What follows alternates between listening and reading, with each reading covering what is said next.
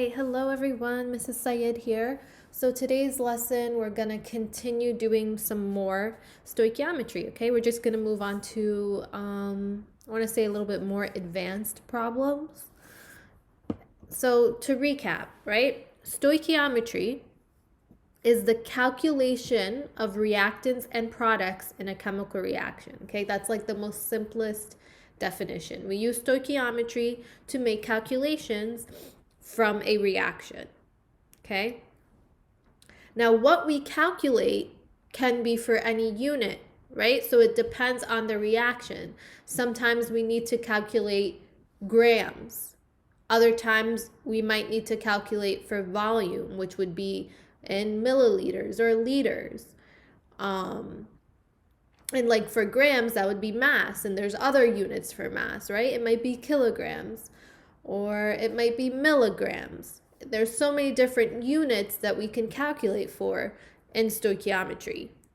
So with that being said, because there's so many different possibilities, it might get a little confusing, but that's okay because we will do practice and I'm gonna show you guys some little tricks. Okay, but the one thing that's in common for all of these problems, for whatever unit we're calculating for, the only way we can get to that unit is if we use moles, right? So that's why our moles are so important, because once we have our moles, we can then convert that to any unit that we need. All right, a little tip. Almost all stoichiometry problems could be solved in these 4 simple steps. Number 1, you have to make sure that your equation is balanced. That's not going to work if it's not balanced, okay?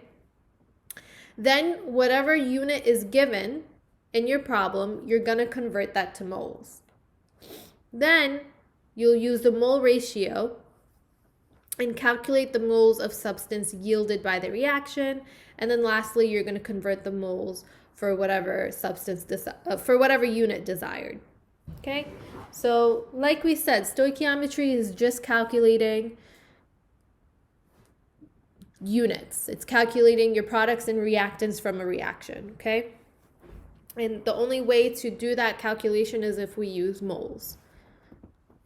All right, so this right here is a mole map, okay? So the mole is what brings everything together. Once we have the mole, we can either convert that to a unit of mass, okay, which would be grams, milligrams, kilograms, whatever. We can convert moles to units of volume, right, which would be liters, milliliters, whatever. And then you can also use moles to convert to representative particles, which could be atoms or molecules. Okay, so far what we've covered is just mass. Okay, and we're gonna continue doing that today. Okay, today we're gonna continue just focusing on converting from moles to mass. Hopefully we will also get to the other 2 branches, okay? By the way, who remembers? What number is this? All right, so like I said, right now we're only focusing with the grams branch, right? We're only focusing here with mass. So the problems we're gonna see are basically either one of these 2, okay? Where we either start with grams and we need moles, or we start with moles and we need grams, or we start with moles and we need to also end in moles, or vice versa. So if you're in the first scenario, you have to use the molar mass from your periodic table. If you're in the second scenario, you just use the mole to mole ratio. All right, so this is a mole map just for the mass branch. And this will make, hopefully, stoichiometry a little easier for you, because now we're going to do some multi-step problems. And I'll do a few examples for you guys using this mole map. So basically how you use this, just take a look. The top is your balanced equation, right? You start with reactants, you end with products. Then you read your problem and you're going to land somewhere in one of these boxes, right? You're going to land somewhere here. And then you need to figure out where the problem what the problem wants, so where you're going to end up. Right? So the problem might give you the grams of the reactants. Say, hey, you're starting with this many grams of reactants. How many products? What's the mass of the products going to be? So you're going to start here and you're going to follow the steps needed to get to the products. And on the side is going to tell you how to do it. So it's actually very helpful, right? So you start with the grams wanted. It's going to tell you to divide by the molar mass, which will give you the moles, which is what we always need for these problems.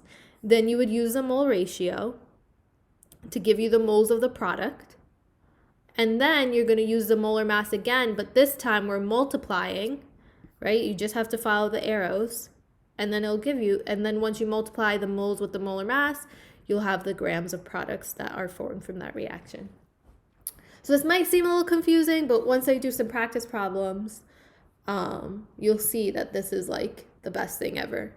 Okay, this mole map will help you a lot. So now I'm going to do some practice problems. So the first example problem states, how many grams of water can form if 113 grams of C2H2, which is acetylene, is burned? So step one, I have to make sure that my reaction or equation is balanced, and it's not, right? It's not. So for the sake of time, I'm just going to write in the balanced version because you guys are already masters at balancing reactions. So if you're not, that's okay. Just look back at your notes. But you have to always make sure that your equation is balanced. All right, so now to solve this problem, so it says how many grams of water can form if 113 grams of acetylene is burned? Now, first I have to pay attention to the language here, right? This is asking how many grams of water can form when this many is burned, right? So right away, I know that this has to be my reactants because that's what I'm starting with. That's what's being burned to form my product of water. Okay, and if you check the reaction, it makes sense, right? Now, the reason why I'm emphasizing what these mean is so I have a better time or an easier time using that mole map.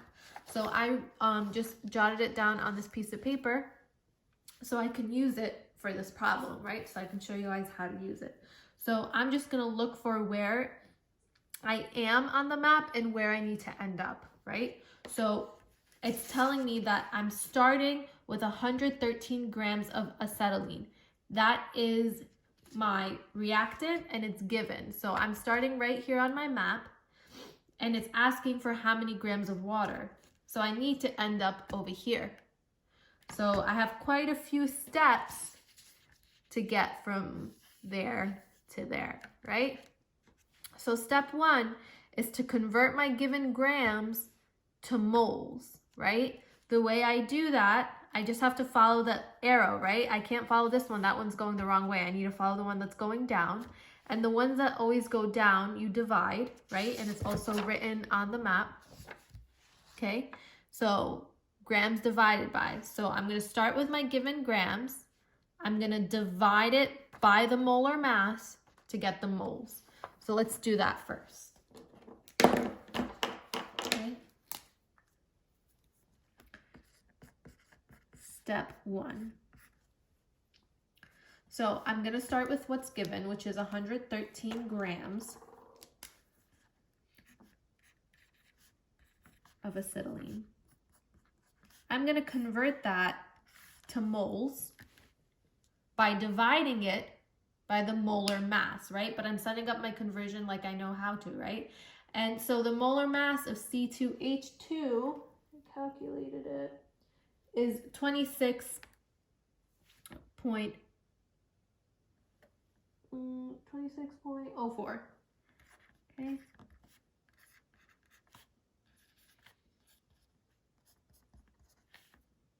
For every 1 mole. Okay, this right here is just the molar mass. So for every 1 mole of acetylene, there's 26.04 grams, and now I'm going to divide it just like the molar map told me to. So I'll just stick it in my calculator.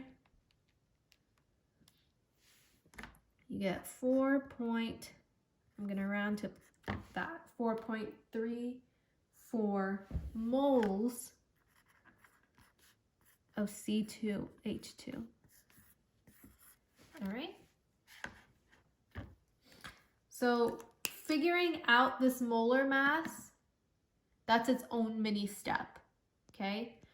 But the map just reminds you that you need to use the molar mass, so you're gonna know to do that. So far, according to my map, I'm ended up here, okay? I still need to go all the way up here.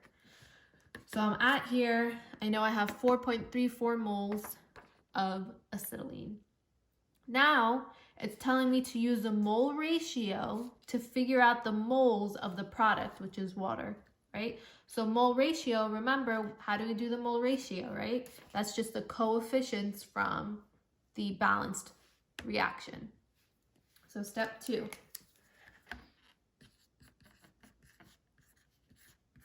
I'm going to use what I got from step 1.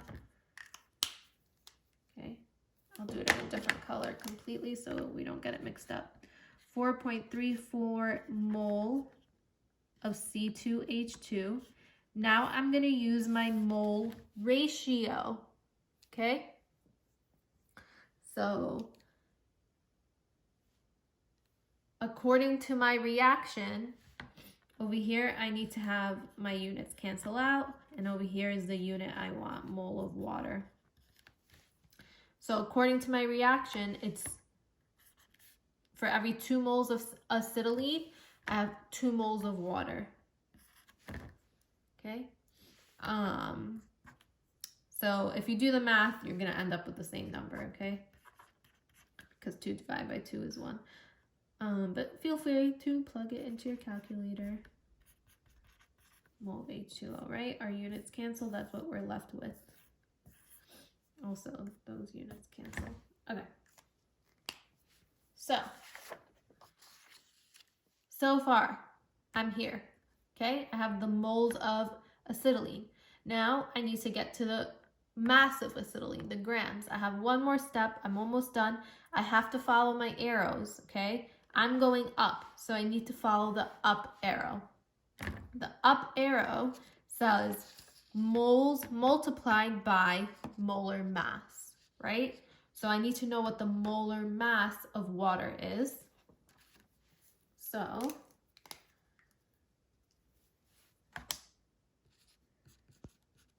step 3, I'm going to go back to black.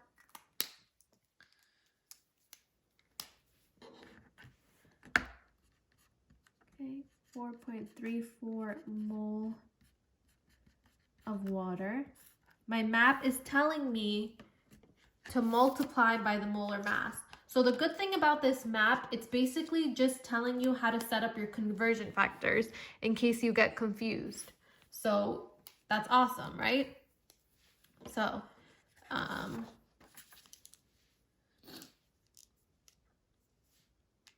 multiplying by the molar mass of water.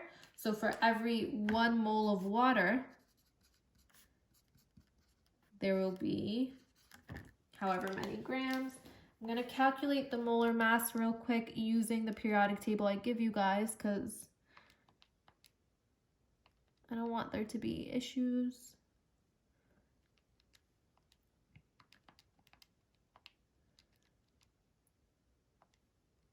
Okay, so we'll call it 18.01. Okay. 18.01 grams of H2O. I'll make that clear, right? And now I just have to multiply across and divide on the bottom. So we do 18.01 times 4.34. We would get 78.16 grams of H2O. My moles cancel out. I'm left with grams of H2O, right? And I'm done, right? The question originally is asking me how many grams of water. Through these steps, using my mole map, I got my grams of water, okay? I'm gonna do another problem, but what I want you to take away from this, right? This mole map, you have to just find where you need to start and then follow the arrows. That's all. You could go this way or you could go backwards, okay? Sometimes you're gonna start with the products and you need to figure out the mass of the reactants. So all this map really does is just help you stay organized and help you come up with your conversions. Because obviously when you have 3 steps, it's easy to get your things mixed up. So this mole map can be very helpful in that, right? All right, so here is another example problem. We're still gonna be analyzing the same reaction. It's just a different question now, okay? The question states, how many grams of acetylene react if 1.1 mole of CO2 are produced, okay? So now I have information about my product, right? Carbon dioxide, and it wants information about acetylene. So step 1, the very first thing you have to check is my reaction balanced. It is. All right. Now I'm gonna whip out my handy dandy mole map that will help me figure out what I need to do. So how many grams of acetylene react if 1.1 mole of carbon dioxide is produced? So the problem is giving me information about the products, carbon dioxide. So I'm going to look on this side, and it's giving me actually the mole of carbon dioxide. So I know that this will be my starting point, okay? It's giving me 1.1 mole of carbon dioxide. This is my starting point. It's asking for grams of acetylene. So this is my starting point, and I have to go all the way to get to grams of acetylene, okay? I know over here it says given and wanted. That can switch, all right? So in this case, grams is actually wanted. So once again, my starting point is 1.1 moles of carbon dioxide, and it's asking me how many grams of acetylene is that. So let's take it step by step. The first step is to use my moles of carbon dioxide, use the mole ratio to figure out the moles of acetylene. Okay. Remember, mole ratio is just using your coefficients from the reaction. So step 1.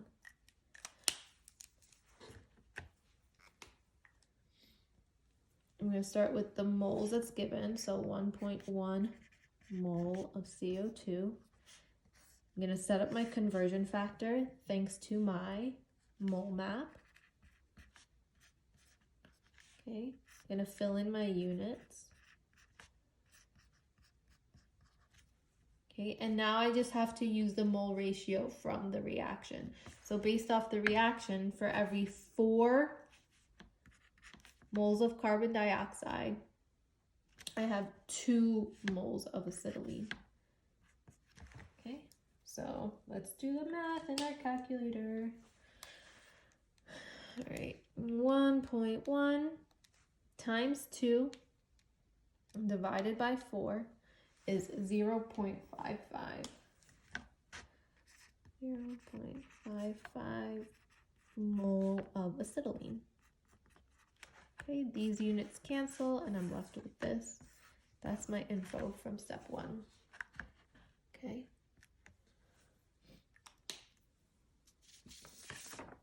So according to my map, so far I'm over here. Okay, I have my moles of acetylene, and now I just need to figure out how many grams that is.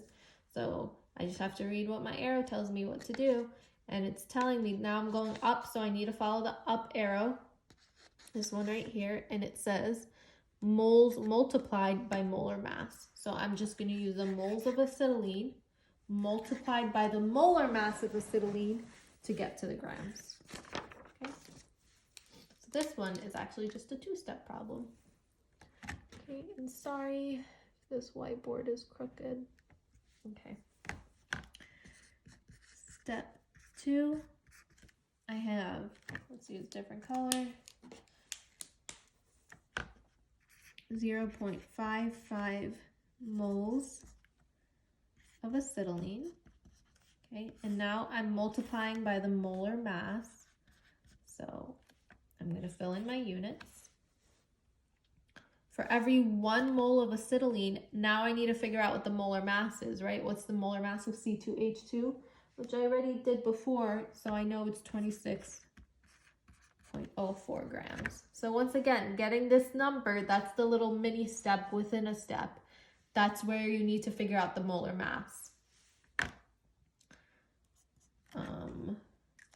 Plug it into my calculator. 0.55 times 26.04 is 14.32. 32 grams of acetylene. Okay, those moles cancel, and I'm left with grams. Okay, be more clear with my labeling. And that's it. That's it. All right, the problem is asking for how many grams of acetylene. There you go. Okay, I figured out how many grams of acetylene. So hopefully this mole map will make things a little easier for you, okay? So sometimes when you're reading a problem, what's given will be the grams of reactants. I'm going to start here. If the grams of product is given, then I'm going to start here. If the moles of the reactant is given, I'm going to start here. Or if the moles of product is given, I'm going to start here. Okay, so basically on this map, you're going to start on one of these 4 corners. You just have to figure out where. Okay, you start on one of the 4 corners. The other things just tell you what you have to do. The other things just set up the conversion factors for you. Okay, so they give you little hints, but you still have to know how to set up those conversion factors. All right, I hope these problems were, these examples were a little helpful, and hopefully next lesson we'll do some problems where we're converting to either units of volume or units of particles, right?